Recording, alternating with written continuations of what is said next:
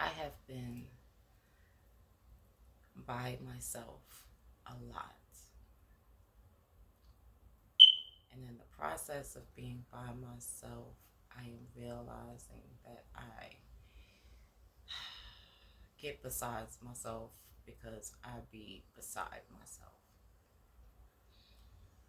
while also being inside myself, while also being beside myself. And that level of submergence in self is intoxicating,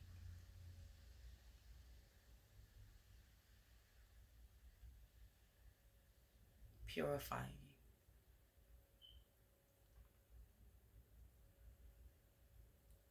The monks were onto something, I think. I can't say that I took a vow of silence. Picture that. But I have been quiet and listening more and learning to listen. And to be honest, I haven't heard anything that I haven't heard before, but everything I've heard hit my ears newly from some deeper level of skin that is this onion, that is this experience. So many layers, so many levels.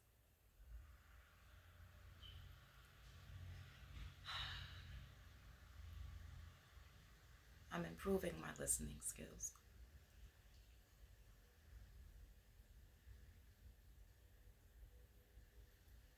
And I'm finding that I have new intelligences receiving the information.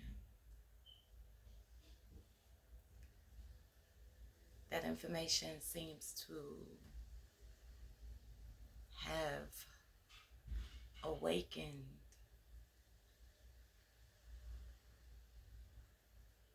old things, ancient things, fundamental things about myself.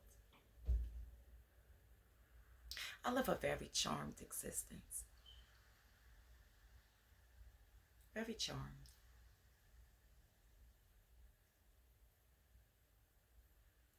It's not a movie, it's an emotion picture. I get that from Janelle Monáe, one of our greatest creative minds. Anyway, I received a gift of an herb from a friend. Um, so therefore, it wasn't an herb that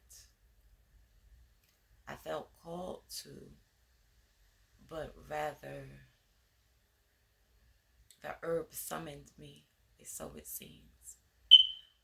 African dream roots. I have it in powder form.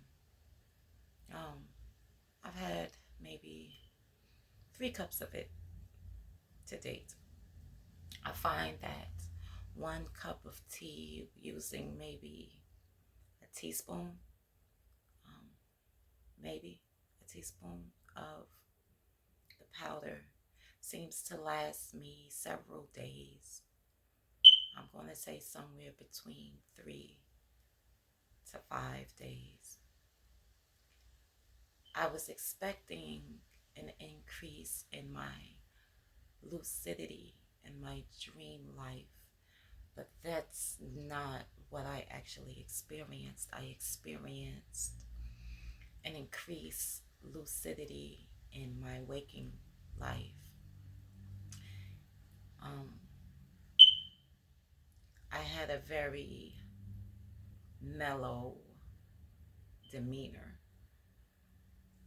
very laid back, very relaxing, soothing. Um, I find that that herb allowed me to hone in on parts of myself that was always there, but had began to fall to the wayside. Because when you say yes to something, you're saying no to something else. And so when you are in a place where you were being a caregiver or in a place of service, self-care, self-acknowledgement, self-enjoyment are things that often fall off of the to-do list. You understand? Um, so in this space of solitude, I suppose, freedom, I mm, parts of myself that I know are there. I can't say that it fell away from my knowledge, but it did fall out of practice. And I am speaking about my shamanic nature and a lot of the haziness or, yeah, that existed in my world then shifted into vivid color and focus. I'm speaking of my shamanic nature that are reminded me that the objective is to be asleep while you're awoke and awoke while you're sleeping. And I would certainly say that herb has assisted me in this time and seemed to have dropped completely out the ether and completely has blown my expectation for the clarity I would receive. So if you happen to bump into it, certainly give it a shot. African Dream Root. I have it in the powdered form.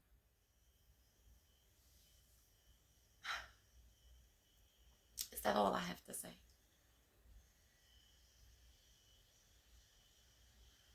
You can like the video if you feel empowered to.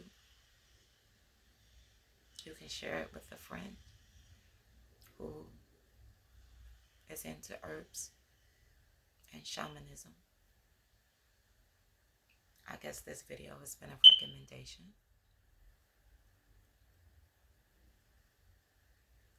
and reminders of sorts for me and maybe you too.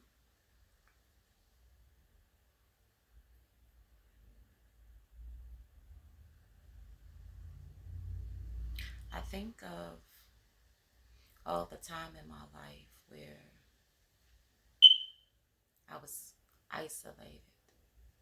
And it's more times than I think, you know. The cosmos seems to really respect my privacy and enforce it in a way that can feel cruel almost. But once the tantrum stops,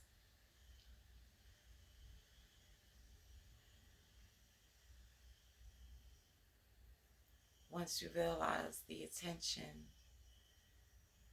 that you want is your own, I'm pretty sure you will impress yourself for the reasoning that we needed to be solo dolo right now, for the reason that we needed this light exercise to assist with the digestion,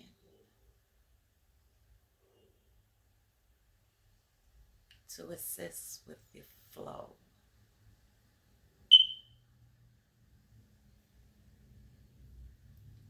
to assist with the bridging, to assist with the destruction, to assist with the creation, to assist with the being. Humans be doing some dope stuff, but there's nothing doper than a human being. Yep. When a human is being, it's kind of hard to tell the difference between them and a god.